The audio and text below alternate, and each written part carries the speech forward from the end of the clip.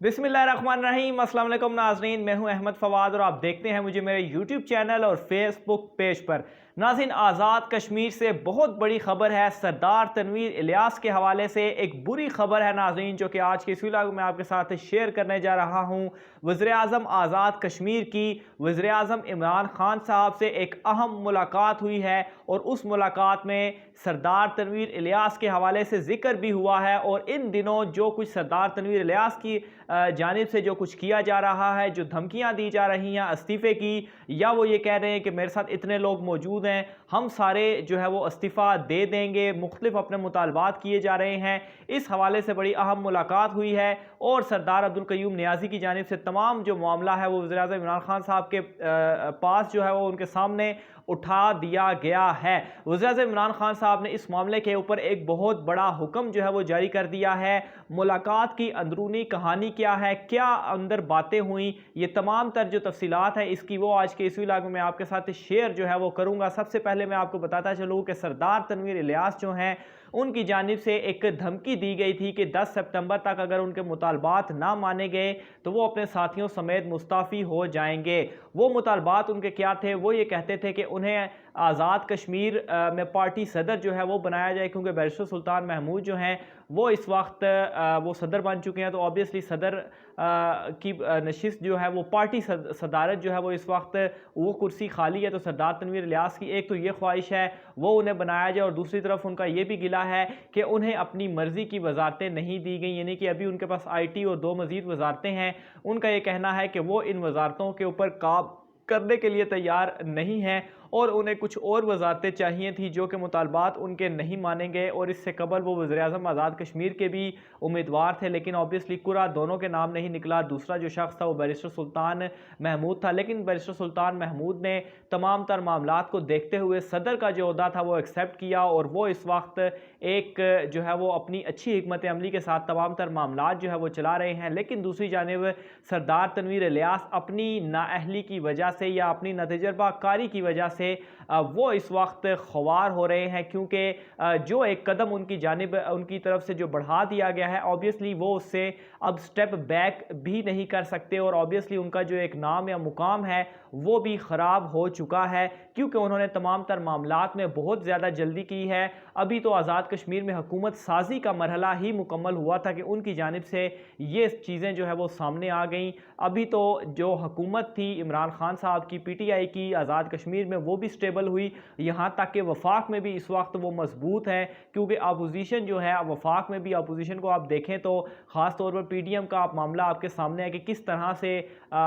PDM जो थी वो भी फ्लॉप हुई। तो इन तमाम तर चीज़ों को देखते हुए सरदार तनवीर इलियास की जानिब से बहुत जल्दी की गई, लेकिन खैर अब मामलात तो हुए। अब मैं जो भी सरदार तनवीर इलियास की जानिब से किया गया, इन तमाम तर चीज़ों के ऊपर वज़ीर-ए-आज़म आज़ाद कश्मीर सरदार अब्दुल क़य्यूम नियाज़ी ने वज़ीर-ए-आज़म इमरान खान साहब से मुलाकात की, और मुलाकात में इन तमाम मामलात को जो है वो सामने उठाया, सामने रखा। अब नाज़रीन, मुलाकात के बाद दो जो ख़बरें हैं, दो अहम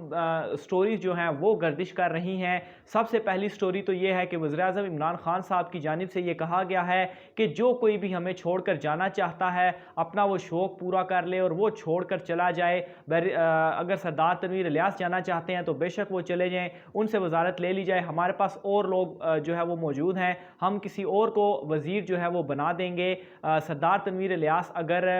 PTI के मंशूर के मुताबिक नहीं चल सकते तो वो उनकी अपनी मर्ज़ी है, वो बेशक पार्टी को छोड़कर या जो दीगर लोग भी उनके साथ मौजूद हैं वो जा सकते हैं। इसका इमरान खान साहब को कोई भी असर नहीं पड़ने वाला, क्योंकि उनके साथ इस वक्त जो मैक्सिमम लोग भी हैं वो भी सिर्फ़ और सिर्फ 3 के 4 हैं। उनका सरदार तनवीर इलियास का खुद का जो ग्रुप है जो कि 8 मेंबरान वो बता रहे थे, वो भी इस वक्त आधो आध तकसीम हो चुका है। 3 के 4 लोग इस वक्त सरदार तनवीर इलियास के साथ मौजूद हैं, और उनमें से भी सिर्फ़ और सिर्फ 2 ऐसे हैं। एक तो सगीर शाहिदा सगीर साहिबा हैं, वो तो ऑब्वियसली अगर ये कहा जाए कि उनकी घर की ही मेंबर हैं तो ये गलत ना होगा। एक तो वो उनके साथ हैं और एक और मेंबर साहब हैं, आई थिंक अकबर चौधरी साहब हैं, یا چودھری اکبر ہے، میں نام ان کا تھوڑا بھول رہا ہوں، تو یہ 2 ممبر ہیں جو کہ ان کے ساتھ اس وقت اس طرح سے موجود ہیں کہ وہ استعفیٰ دے دے، باقی ان کے ساتھ موجود نہیں ہیں۔ تو اگر پی ٹی آئی کے 3 استعفے بھی آ جاتے ہیں آزاد کشمیر سے تو پی ٹی آئی حکومت کو کوئی فرق نہیں پڑنے والا، دوبارہ ری الیکشن ہو جائیں گے ان نشستوں کے اوپر، اور نئے وزراء جو ہیں یا وزارتیں جو ہیں وہ نئے لوگوں کو سونپ دی جائیں گی۔ تو ایک تو یہ سٹوری سامنے آ رہی ہے کہ عمران خان صاحب کی جانب سے کلیئر کٹ میسج دے دیا گیا ہے کہ کسی طرح سے بھی بلیک میلنگ نہیں چلے گی، جو چھوڑنا چاہتا ہے وہ چھوڑ کر چلا جائے۔ دوسری سٹوری ناظرین جو گردش کر رہی ہے وہ یہ ہے کہ وزیراعظم عمران خان صاحب کی جانب سے سرزنش کی گئی ہے وزیراعظم آزاد کشمیر سردار عبدالقیوم نیازی کی کہ ابھی تو حکومت کو بنے کچھ ہی دن ہوئے ہیں، ابھی تو نئی حکومت بنی ہے، کابینہ کا پہلا اجلاس ہوا ہے، لیکن پہلے اجلاس میں یہ بائیکاٹ اور یہ جو تمام تر معاملات ہیں یہ کیوں ہو رہے ہیں؟ سردار عبدالقیوم نیازی صاحب جو ہیں وہ معاملات کو کیوں بہتر انداز میں یا سب کو مل کر چلانے میں کیوں ناکام رہے ہیں؟ تو یہ 2 سٹوریز سامنے جو ہیں وہ آئی ہیں کہ سرزنش ہوئی ہے اور دوسری طرف کلیئر پیغام دیا گیا ہے کہ بلیک میل نہیں ہوگا۔ لیکن ناظرین ہم نے اپنے سورسز سے اس حوالے سے مزید بھی جو ہے وہ جاننے کی کوشش کی، تو ہمارے سورسز یہ دعویٰ کر رہے ہیں کہ یہ جو سٹوری ہے کہ عمران خان صاحب کی جانب سے کلیئر میسج دیا گیا ہے کہ کوئی بلیک میلنگ نہیں ہوگی، جو چھوڑ کر جانا چاہتا ہے جو چھوڑ کر وہ بالکل چھوڑ کر جا سکتا ہے۔ تو اس حوالے سے تصدیق جو ہے وہ ہوئی ہے، جبکہ دوسری جو خبر ہے وہ obviously جو ان کے اگینسٹ گروپ ہیں یا سردار عبدالقیوم نیازی کی جو اگینسٹ گروپ ہیں ان کی جانب سے پھیلانے کی کوشش کی گئی ہے۔ بہرحال سورسز کی جانب سے یہ چیز بتائی گئی ہے کہ وزیراعظم عمران خان صاحب کی جانب سے یہ کہا گیا ہے کہ جس نے جانا ہے وہ بے شک چلا جائے، اپنا شوق پورا کر لے، پی ٹی آئی حکومت کو اس سے کوئی فرق نہیں پڑنے والا۔ بہرحال سردار تنویر الیاس جو ہیں ان تمام تر معاملات کے اوپر جو ایک ان کی جانب سے دھمکی دے دی گئی تھی، دھمکی دینے کے بعد اس وقت وہ فی الحال وہ خاموش کر گئے ہیں، اور ان کی جو حکمت عملی ہے اس وقت وہ یہ ہے کہ جیسے علی گیلانی صاحب جو کہ گزشتہ دنوں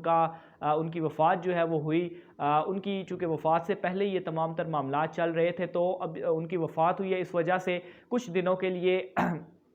کسی طرح سے بھی جو معاملات ہیں اس پر نہیں بولا جائے گا اور خاموشی اختیار کی جائے گی، لیکن کچھ دنوں کے بعد جو ہے وہ تمام تر یہ مدعا جو ہے وہ دوبارہ اٹھایا جائے گا، اور جیسا کہ ایک ڈیڈ لائن بھی دی گئی تھی 10 سپتمبر کی، غالباً 9 کے 10 سپتمبر کی ڈیڈ لائن دی گئی تھی، اس کے بعد باقاعدہ طور پر اپنی حکمت عملی کا اعلان جو ہے وہ کر دیا جائے گا۔ بہرحال ناظرین ایک تو میسیج سردار تنویر الیاس کو بھی کلیئر طریقے سے مل چکا ہے کہ کوئی بدماشی نہیں چلنے والی، اگر انہوں نے کام کرنا ہے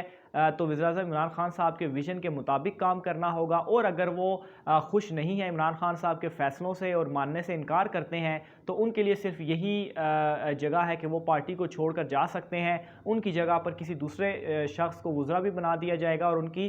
سیٹ پر اگر وہ سیٹ بھی چھوڑتے ہیں تو کسی اور بندے کو پی ٹی آئی کا ٹکٹ دے کر تو اسے دوبارہ اقتدار میں جو ہے وہ لایا جائے گا۔ بہرحال اس حوالے سے ناظرین آپ بھی اپنی رائے کا اظہار ضرور کیجیے گا کہ آپ کیا سمجھتے ہیں کہ اس وقت بہتر کیا ہوگا سردار تنویر الیاس کے حوالے سے، اور وزیراعظم عمران خان صاحب کی جانب سے جو فیصلہ کیا گیا ہے آپ اس کو کس طرح سے دیکھتے ہیں؟ اس حوالے سے مزید جو بھی اپڈیٹ ہوتی ہیں وہ بھی آپ ناظرین کی خدمت میں پیش کرتے رہیں گے۔ آج کی ویلاگ سے اتنا ہی، مجھے اجازت دیجیے، اللہ حافظ۔